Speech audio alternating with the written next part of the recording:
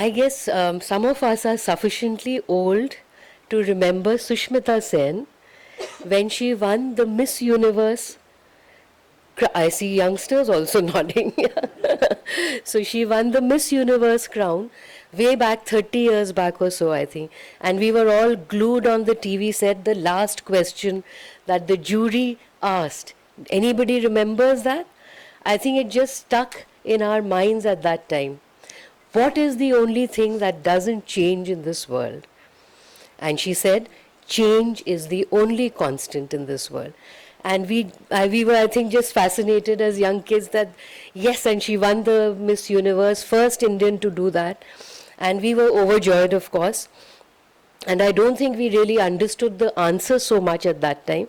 But as we go on the spiritual path, we realize the truth of that statement more and more all the time. Nothing really stays, right? Everything changes. That's actually the only constant. And Paramhansa Yogananda said that some people are like psychological antiques. He said they are so predictable. Sometimes they are so habit bound. They don't change their way of thinking. They don't change their way of feeling and doing things. All of these people, we feel, may remain stagnant, isn't it? But it's not so. Because there is no stagnancy in the world. There is only change. Either you evolve and grow, or you decay. If you remain stagnant, you decay. And that's why he said that you need to constantly grow. You need to constantly leave behind your past. Your yesterday should be over and forgotten. And every day there should be a new tomorrow to look forward to. A new and fresh tomorrow for us to always look forward to. So today is New Year's Eve. And I'm sure we've all made that New Year's resolution that we are also fond of making from our school times. And we also reflect back last New Year, what resolution did we make and where are we now? I think I am one of those who always laughs at, that and then tells our friends, oh, it's inevitable, it's never done. Those resolutions are long forgotten, hidden in the cupboard. All of those, we have this sense of resignation. Why? Maybe in the beginning of the new year, we did do some stuff, try to make our life better, but then we just forget. So the idea is not to have this huge time period of 1 year, but every day make a change. As masters say, make a new tomorrow every day. Today itself, what is the change that I'm going to make? And then I reflect on that at night. Did I do it? Is my tomorrow going to be better because of what I did today? That is the checklist that we need to make this New Year's. And as I was looking for readings, maybe just 2 days back for this satsang, I came across a book by Swami Kriyananda called The Cities of Light. And there he gives us the concept of cities of tomorrow. And what does he say these cities should be like? He said, these cities are beautiful, made in nature, natural surroundings, green. And what are the people like? People are just not interested in only themselves. They don't want only material needs to be met. They want joy and happiness in their lives. And this description kind of matched, if you've all read the Autobiography of a Yogi, the description of the astral universe, the astral planes. When I had first read it, people live with sharing and joy and no conflict and so happy and always in nirvikalp samadhi and there is no conflict at all. I'm like, okay, I want to be here. But then when I started reflecting, I said, I can only gain entry when I'm like that. And that's not happening very soon. So it was given up as a pipe dream. But when I read this description by Swamiji in the book, he gives us such doable and practical tips to bring a little bit of that astral universe into our lives. How we can do little bit better every day so that we can make that tomorrow happen even better for ourselves. he kind of breaks it into, small pieces. So he talks about how our businesses can be homes, relationships, everything. I would really, if nobody's read that book, if not many have read the book, please read. It has an amazing description of how we can live our lives. So he breaks them up in businesses, and he gives an example. He says, in businesses, what are we concerned with? First, of course, is profit. We all did our, business, administration, jobs, whatever. Everything focuses on profit. But he says, what about those? Why don't we focus not just in earning money, but also in earning friendship? Why can't we be more helpful and cheerful with the customers who come to us? And said that he did that with Ananda Village, which he founded all those years back. He said before they opened the bookstore, they would pray for the customers coming in and bless them. And they said there was such a different energy in that bookstore. And people would come not just to buy books, just to share a cup of tea, to share with all the devotees in the bookstore. And before anybody starts saying, oh, this is Ananda, oh, this is the astral world, I remember reading many years back about, I think it was Walmart, and the founder said the philosophy is what? To earn more money from the customer? No. The philosophy is reduce his bill. I think it was Walmart. Yeah, so reduce his bill. So they would have these salespeople not trying to, give you a lot of stuff which you didn't need, but they would try to help you find exactly what you needed. And they built up such a base of loyal customers that you can see the success story of Walmart. So it pays to change the energy in our businesses, in our world, in our homes. So for our homes also, Swamiji said the same thing. In relationships, what do? It's all about getting. And when two people meet and they only want to get, there is only conflict, right? What can we focus on? Can we give a little bit? Can we, he said, don't just coexist with each other. Try to share in each other's life and be genuinely interested and understanding. It's like literally, oh, now the kids have come, I have to listen to them prattle about their day, or my husband has gone through so much in the office and now, he's going to be like this and going to bore me with the details. Genuinely take interest in each other's lives. So, well, I got inspired and I said, yeah, this seems doable and let me try it. And I sat down and made a diary with my family members, my spouse, my children. What is it that I am doing right now with them? And what is it that I would really like to change? How do I want my atmosphere in my home to be? So I realized with my husband, yeah, I want him to love me and love me the way I want to be loved. He should care for me, have affection, provide for all my monetary needs. I don't work. So provide for all my monetary needs because I'm looking after the house for him. So all of that. And then I said, because of this, there's always an underlying defensiveness, tension when you're talking to each other. So I decided, let me relax these expectations a little bit and then let's see what happens. And actually that very evening when he came back and we spoke, and we just shared and it felt so good. I mean, it was hours that we just spoke, and it was not just me who was relaxed, but you could see his energy was very different after a little while. There was just so much of, that openness where you don't have to keep being defensive about yourself and your, what you've been doing. Can we just, let people be, accept that even they have wisdom. It's not only us who, need to tell everybody what is to be done. They have that wisdom in them. Everybody is right in their own way. So can we stop imposing? Because, usually it's, you should have done this, you should have done that, and everything, especially with our kids, So I saw that energy even for him changed. And even the next day when we met, there was that kind of openness again that carried on. So I think we need to do that, reflect on that every night. How can we do it with each and every family member and then go on to businesses and everything and see these little changes we can bring into our lives.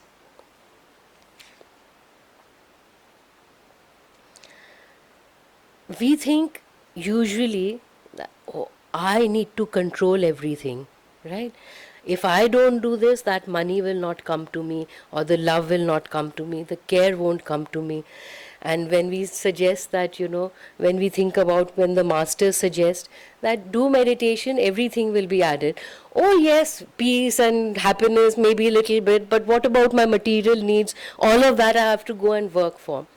There's a very sweet story that Naya Swami Deviji wrote in her book Touch of Peace, I think it was. And it was about a devotee called Ram Das, she says. And he has this one prayer. He says, whenever you call me God, I am going to come immediately to you. And he would pray like that every day in his life. God never called him for many, many years. And then eventually his wife gets pregnant, and they are very happy, of course, and joyful about the thought of parenting. But at childbirth, the wife dies.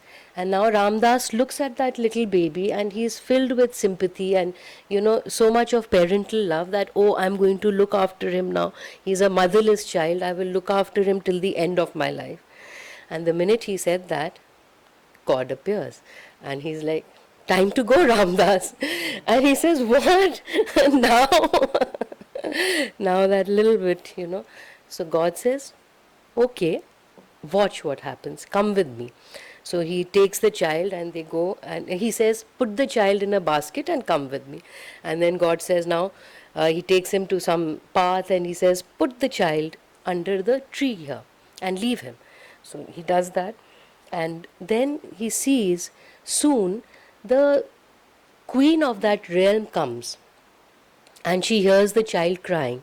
And she picks up the child and says, oh, this poor baby, I'm going to treat him like a prince. I'm going to look after him completely. And joyfully, Ramdas is able to follow God into the forest and meditate.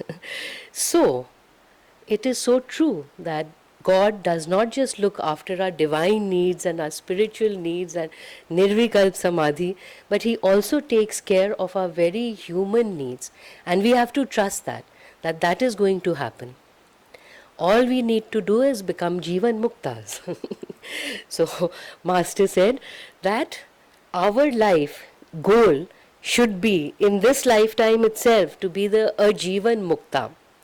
And I think, I don't know, but if we adopt all of these methods that they have given us, we can start to strive towards it. Staying in the consciousness of God all the time. Again, we do little sadhana, 1 hour, come to satsang, hopefully everybody comes to satsang. But what about the rest, with these 1 or 2 hours? What about the rest 14, 15 waking hours that we have?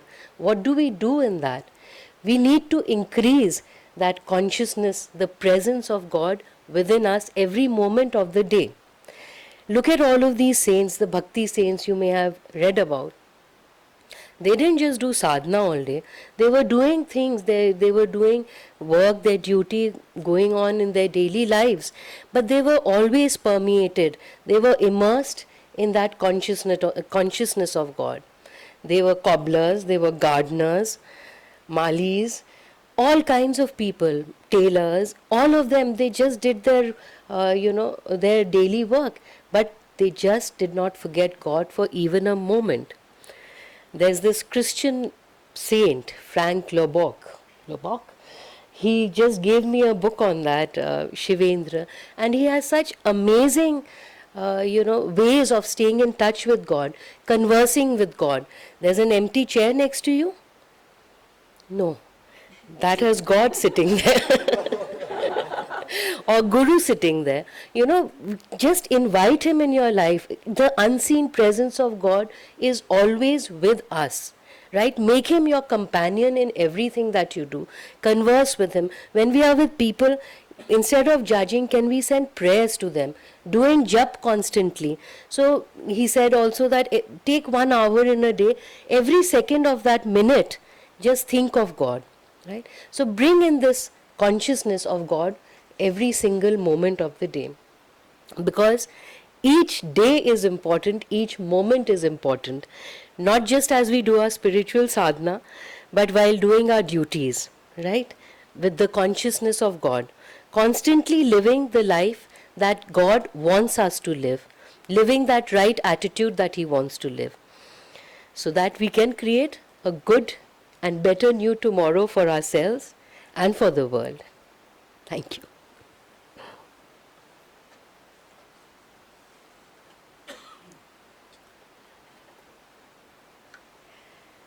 Good morning, everyone. As I was thinking about this topic, a new tomorrow, I was reflecting on my life, and I was feeling that really outwardly right now, my life is quite beautiful. I have a nice home, I have a very nice supporting husband, family, and I have all the comforts. Everything is really nice. So really, do I need a new tomorrow, or I'm just going to be happy with just another tomorrow, just as today? And as I was thinking about this, I came across a few words which are written by Paramhansa Yogananda, and these are words on the theory of reincarnation. I'll read it out to you. He says, reincarnation teaches that life continues after so-called death. The body does not last, but the soul lasts forever, the permanent soul in a temporary body. Now this line is important. The soul cannot go back to God until it reaches perfection. The soul cannot go back to God until it reaches perfection. Hence, when the body perishes, the soul must have another body to overcome its imperfections. And after I read this, I really thought that I don't want my tomorrow to be the same. And we all need a new tomorrow, because though outwardly our life may seem very beautiful, very comfortable, but the fact that we are born today, we have reincarnated, the fact that we have come to this planet Earth is because each of us have certain imperfections which we need to work on.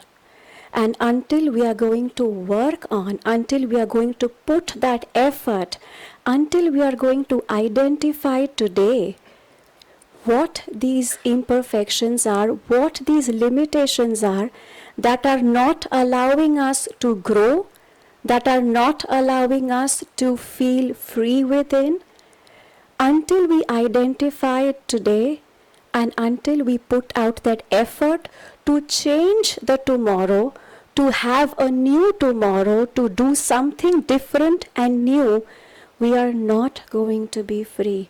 We are going to be continuously in this cycle of birth, rebirth, again birth, rebirth, again rebirth.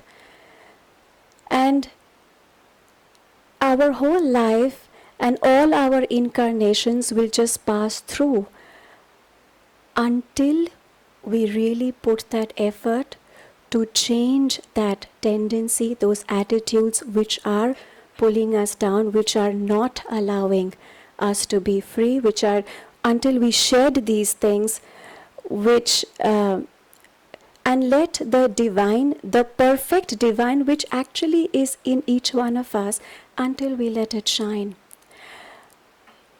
And there is frankly no way out for each one of us.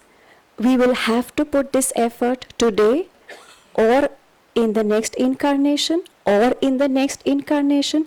It is just about how much long and how much time we want to take, but we have to put this effort someday, because that is the only way to freedom and to perfection. Before I came to Ananda, I was a very shy, I'm still shy, but I was a very shy and a very closed person, and I hated all the eyes looking at me like this now. I used to feel very uncomfortable, and I was not the kind of person to be able to stand here and speak like this and share like this. And when I was made a center of attention like that, I would really start shaking, I would become cold, and it was difficult. After I came to Ananda, I started reading these teachings. I started meditating, most importantly. And then I did this course also on yoga teacher training. And in that, and after I finished that course, I was asked to teach in the class. And I freaked out. This is not me, and I don't think I will be able to stand here and share anything or teach like that. But in the meantime, I also heard a talk by Swami Kriyananda, and it was a talk on Say Yes to Life. And I was not happy with this limitation I had. I knew I had this thing, and I don't know from where it came. Maybe I carried from a past incarnation, but I had this fear. And I decided that, okay, I'm going to say yes to everything that is asked from me in Ananda. And I started saying yes, and there were classes, workshops, which I had no clue about. They were, will you do this? And I was like, oh God. And I was like, yeah, sure. I was like, yes. And like, there was a class on money magnetism. Now I have no clue about money magnetism. And you're like, will you do this? I was like, yeah, sure. And I just kept saying yes. And then I realized the more I was saying yes, the more I was facing my fear. I was really becoming free from within. And today I realized that if I really need to overcome this imperfection, this particular tendency, I will have to keep doing something, to overcome it. If I just sit on it, it's not going to happen. Yogananda ji in the Bhagavad Gita, the way he has narrated to Swami Kriyananda, there is a book there, and he says the Kaurava qualities and the Pandava qualities, they are qualities. The Kauravas and the Pandavas are qualities within us, and this war of Kurukshetra is really happening within each one of us. The Kaurava qualities are the negative qualities which are really pulling us down. These tendencies that we may be carrying it through incarnations, that is not letting us rise. And the Pandava qualities are our divine qualities which are also within us. And Yogananda ji says that every night, reflect on your day and see who has won today. Has the Kaurava won today within you, or has the Pandava won today? And how will you know that? Every life situation that we are facing, how are you responding to it? Are you responding to it in a negative manner? If somebody says something bad, are we getting angry and hitting that back? Or are we really tuning into the Pandava quality and still being nice and warm and compassionate? How are we behaving every single day to reflect on that? And this exercise is really helpful because it helps us to identify these imperfections that we have in us. And only when we become aware of that, we are going to be able to work on it and have a better new tomorrow. And also, Yukteswar ji says this line that you must not only meditate, but you must learn to behave. And I was wondering, behave how? Behave like whom? And then I realized maybe he meant that we have to learn to behave like God. Because we are that within, we are this divine self within, and we have to learn to behave like the divine. We have to learn to behave like God. In level 1, in the first course on meditation that we have here, most of you may have done it, we are taught the 8 aspects of the divine, the 8 aspects of superconsciousness, the 8 qualities of the divine.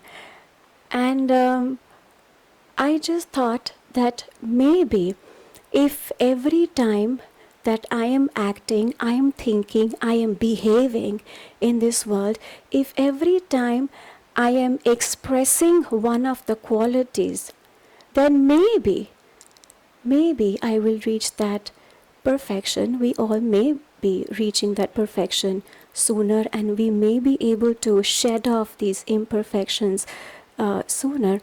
Because if somebody is behaving not nice, but if still I act in an unconditional loving manner we are attuning to the divine. We are expressing the divine in us. We are expressing perfection which is within us.